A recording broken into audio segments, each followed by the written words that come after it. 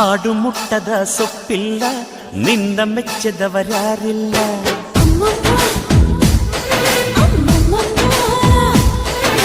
ಜೇನಿಗಿಂತ ಸಿಹಿ ಬೇರಿಲ್ಲ ನಿನ್ನ ಮುದ್ದಿಗಿಂತ ಸಿಹಿ ಬೇಕಿಲ್ಲ